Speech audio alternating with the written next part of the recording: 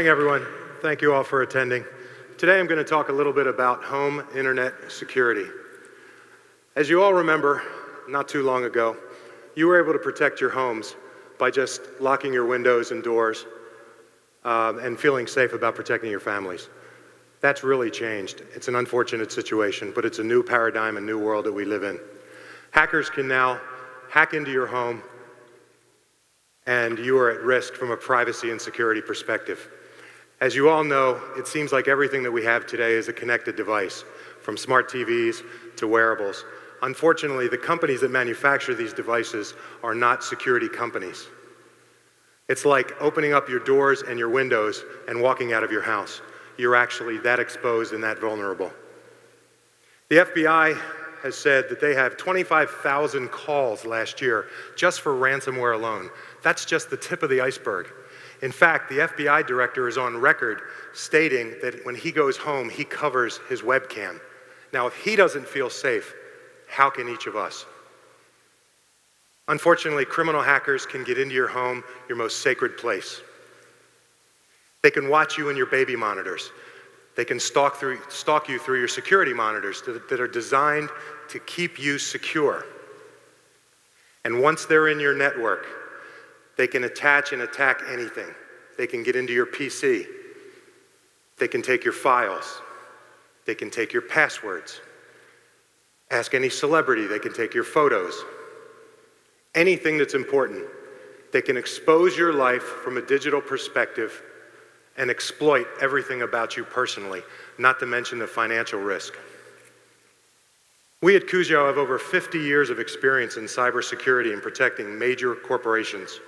We saw this coming. We developed a simple yet powerful device. This is CUJO. Everyone in this room knows how difficult it is to take an incredibly complex problem and make it simple and make it easy to use. We've done it. You'll see the judges have a CUJO device. It's a plug-and-play device designed for homes and small to medium-sized businesses. You simply plug in the power and plug it into your internet router. Setup's complete. CUJO then protects every single connected device in your home. We've also built an app for our customers that give you a list of all your connected devices and also a chart showing when you were hacked and what time. We do this by sending metadata to the cloud. We apply business-level intelligence through threat intelligence, machine learning, and behavioral analysis. A lot of great words, but basically what that enables us to do is look at every product and understand what they are supposed to do, and we stop everything else that they're not supposed to, protecting you. We then share that information with all the other thousands of CUJO devices. So what this builds is a smart network that's constantly learning and constantly staying ahead of the adversary. What's the market opportunity? There's 50 billion connected devices by the year 2020. We see that as a massive market opportunity. In a very short period of time, we've sold over 5,000 units through crowdfunding, and that's just the beginning. We've made it very affordable.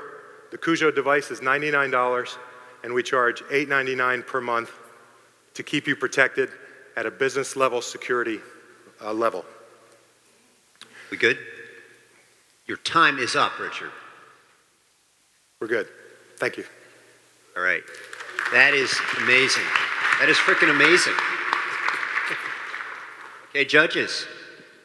So as a consumer, how do I think about the data that you're collecting and how you might potentially use that in the future? That's a great question. Everyone has concerns today, especially in cybersecurity, about their data. We take metadata about the device. We don't take individuals' data and store them. We just ask, is a Nest device, for example, doing what it's supposed to do? Nest is asking the CUJO device, can I go to nest.com? We look at it from a profile perspective and say, yes, that's normal behavior, and we pass it through. But we do not hold information about any consumers.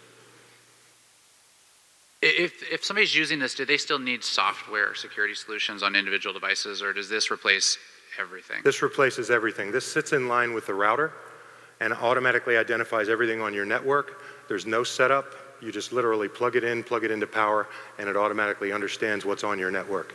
When a new device comes on, it has unique identifiers that identify that device and what it's supposed to do, and all of the CUJOs are updated so they all know exactly what to do and exactly what that device is supposed to do and not supposed to do. Go ahead, Josh. So there's a big chunk of the population that doesn't even know what a router does. How easy or hard do you think it's going to be to explain what this does and that they need it and should have it and should pay a monthly fee for it? Sure, great question. I think unfortunately in our world today, I think we live in a world where you naturally hear about things like hacks. 5 years ago, no one even knew what a hack was. Maybe 3 years ago, outside of our community, they don't know what a hack is. All of a sudden you see celebrities being hacked, pictures on the internet, people being hacked, all of their finances being drained, etc. The media is doing a really good job of educating the general population. Most people might not know what a router is, but they know that they need wireless in their homes. Most people don't think that I've spoken to that they have a smart home. But when you start to add it up, do you have a laptop? Yes. Do you have a television? Yes. Is it a smart TV? Yes. Do you have a Nest? Rapidly growing. Do you have things like Ring devices, etc.? Do you have a smartphone? So the average person might have 5 to 10 devices now. I didn't think I had a very smart home. I have 14 devices. So, you know, with some education and with the way that the media is constantly describing these kinds of attacks, I think the market will be there. So I understand selling on fear, and some of the antivirus type companies have done a really good job for a long time. And I can say, hey, if you're fearful about your home, get CUJO and you're protected. Are there other features though that you can build that would actually make me want this in my home, not just be afraid and sort of think I'm protected, like filtering for my kids or understanding bandwidth caps or actually doing better streaming when I want to watch a movie and other people are trying to hog the internet? Or do you really just focused on kind of the fear, security, hacking angle right now? No, that's another great question. We're in conversations. We've been approached by a variety of software companies, one of which would be parental controls, being able to have parental controls on a CUJO. The other ones would be VPN. A lot of the VPN companies would like to be embedded. We're really a software company in the end. We're hardware agnostic. The direction that we're going is really to have that firmware potentially embedded in lots of other devices, in set-top boxes for some of the big cable companies, in routers, etc.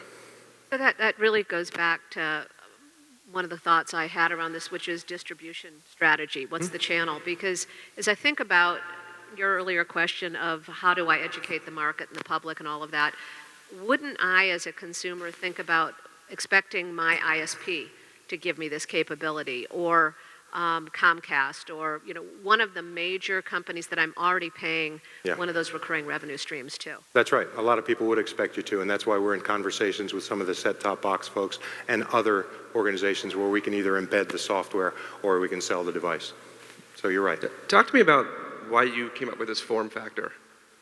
So the form factor, when we're dealing with homes and we're dealing with people in the general population, it's hard to step outside of our own skin. I've been in IT for 36 years, back when people started to walk upright. And from my perspective, most of the people that I know, I can have a conversation with from an IT perspective, but I have to think, I've been in technology a long time. Most people haven't. You have to make it such that it fits in the home, it's not intrusive, it doesn't shock them. The reason why we put the eyes on there is because the first thing with a form factor like that, people will come up and they'll kind of shake it and say, is this thing on? And because we have an app that you can go to and see what's going on, that's the only interaction that you would have. So the eyes down below represent it's offline, the two eyes together represent that you're being hacked, and the top line represents that it's online, just to tell people that, hey, this thing's working. Some people have a rack, though, where they keep their router and other equipment. Mm-hmm. You can't really hang this in a rack. I assume this is just meant to sit on a table somewhere. Yes. Yeah.